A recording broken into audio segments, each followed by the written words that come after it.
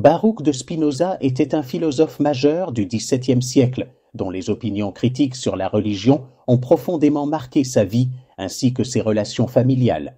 Sa critique la plus virulente visait la religion traditionnelle, en particulier la foi dogmatique et l'interprétation littérale des textes sacrés.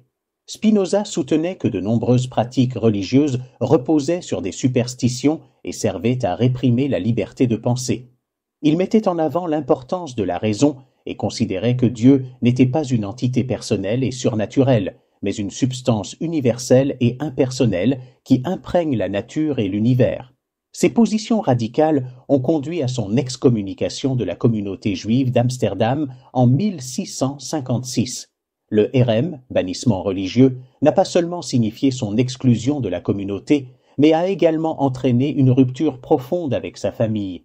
Issu d'une tradition ancrée dans les pratiques religieuses, sa famille ne pouvait accepter ses positions critiques. Cette situation a mené à une séparation douloureuse avec ses proches et à une vie marquée par l'isolement social. Malgré ces épreuves, Spinoza est resté fidèle à ses convictions. Il s'est retiré de la vie publique et a vécu modestement comme polisseur de lentilles, ce qui lui permettait de préserver son indépendance tout en se consacrant à son travail philosophique. Ses écrits, notamment le traité théologico-politique et l'éthique, sont révolutionnaires et ont influencé durablement l'époque des Lumières et la philosophie moderne, bien qu'ils aient été vivement attaqués par les autorités religieuses de son temps. Voici un résumé détaillé de l'œuvre majeure de Baruch de Spinoza, Ethica Ordine Geometrico Demonstrata, Éthique, publié à titre posthume en 1677. Ce texte, divisé en 5 parties, explore des questions fondamentales concernant Dieu, la nature, la connaissance humaine, les affects et la quête d'une vie heureuse. Première partie, de Dieu. Spinoza commence son éthique en définissant Dieu comme une substance infinie, éternelle et nécessairement existante. Pour lui, Dieu est identique à la nature, Deus sive natura, c'est-à-dire qu'il n'est pas une entité personnelle, mais la totalité de l'existence et de la réalité. Tout ce qui existe est une manifestation de cette unique substance. Il distingue 2 attributs principaux sous lesquels cette substance peut être perçue, la pensée et l'étendue. Ces attributs représentent respectivement le monde spirituel et le monde physique, qui sont 2 aspects d'une même réalité. Ainsi, il rejette tout dualisme entre le corps et l'esprit. Les conclusions majeures de cette partie sont: il n'existe aucune intervention divine arbitraire, car tout est déterminé par les lois de la nature. Tout ce qui arrive découle nécessairement de la nature de Dieu, ce qui élimine la possibilité de hasard ou de libre arbitre divin. Deuxième partie, de la nature et de l'origine de l'esprit. Dans cette partie, Spinoza élabore une théorie de l'esprit humain. Il définit l'esprit comme l'idée du corps, c'est-à-dire qu'il est la représentation mentale du corps physique. Corps et esprit ne sont pas séparés, mais constituent 2 expressions d'une même réalité. Spinoza établit une relation causale et réciproque entre l'esprit et le corps. L'esprit ne peut connaître la réalité qu'à travers les états du corps. Les idées de l'esprit correspondent aux expériences du corps. Il distingue 3 types de connaissances: l'imagination, imaginatio, le niveau le plus bas de connaissance basé sur les perceptions sensorielles et les idées confuses. La raison, ratio, le deuxième niveau, qui permet d'atteindre des vérités claires en s'appuyant sur des principes universels. La connaissance intuitive, scientia intuitiva. Le niveau le plus élevé, où l'on perçoit directement l'essence des choses. L'esprit peut ainsi évoluer des idées confuses vers une compréhension claire et vraie de la réalité et de lui-même.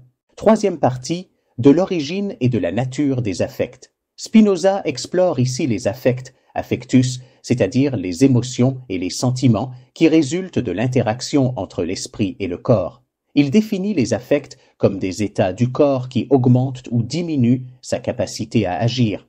Les affects fondamentaux sont la joie, une augmentation de la puissance d'agir, la tristesse, une diminution de cette puissance, le désir, l'effort pour maintenir ou augmenter la joie ou pour surmonter la tristesse. Spinoza soutient que la plupart des actions et émotions humaines ne sont pas issues d'une volonté libre, mais de causes naturelles externes. Il considère l'homme comme une partie de la nature, soumis aux mêmes lois et nécessités que tout le reste. Les affects peuvent soit nous asservir, soit nous libérer. Si nous sommes dominés par nos affects, nous vivons passivement dans l'esclavage des passions. En comprenant les causes de nos affects, nous pouvons les maîtriser et mener une vie active. Quatrième partie, de la servitude humaine ou des forces des affects. Dans cette partie, Spinoza décrit la servitude humaine comme le fait d'être dominé par ses affects sans en comprendre les causes. Cette ignorance des lois de la nature et de notre propre nature nous rend dépendants des choses extérieures et nous enferme dans des passions négatives telles que la peur, la haine, l'envie ou l'orgueil. Pour se libérer de cette servitude, il préconise l'usage de la raison et une vie conforme à la nature. En identifiant les causes de nos affects, nous pouvons les transformer. Les affects négatifs, comme la peur ou la tristesse, peuvent être surmontés grâce à une compréhension claire et rationnelle. Les affects positifs, comme la joie et l'amour, peuvent être renforcés par la reconnaissance de l'unité de toute chose dans la nature. La liberté véritable, selon Spinoza, consiste à vivre selon la raison et à ne pas être esclave de passions irrationnelles. Cinquième partie, du pouvoir de l'entendement ou de la liberté humaine. Dans cette dernière partie, Spinoza explique comment l'homme peut atteindre la liberté grâce au pouvoir de l'entendement. Cette liberté ne réside pas dans une indépendance vis-à-vis des causes extérieures, mais dans le fait de vivre en harmonie avec la nature et la nécessité. Le concept central est la connaissance intuitive qui permet à l'homme de comprendre directement l'essence des choses et son unité avec la nature. En atteignant cet état, l'homme accepte le monde tel qu'il est et reconnaît que tout fait partie de l'ordre divin. Cela conduit à un état de béatitude, beatitudo, la forme la plus élevée de l'existence humaine. Spinoza conclut son œuvre par une réflexion sur l'amour intellectuel de Dieu, amor Dei intellectualis. Cet amour n'est pas une émotion, mais une compréhension rationnelle de la nature divine et de la place de l'homme dans l'univers. Il libère l'homme de la peur et de la souffrance, lui permettant de vivre dans la paix et la sérénité. Synthèse des idées principales. Dieu est nature.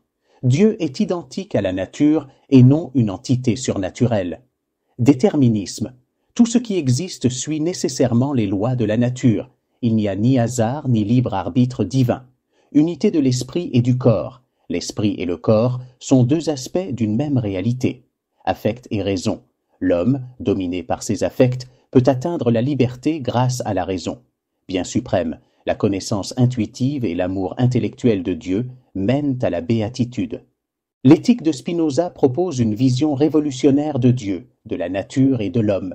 Elle invite le lecteur à remettre en question les conceptions traditionnelles de la religion, de la morale et de la liberté, et à envisager la possibilité d'une existence libre et harmonieuse en accord avec la raison et la nature.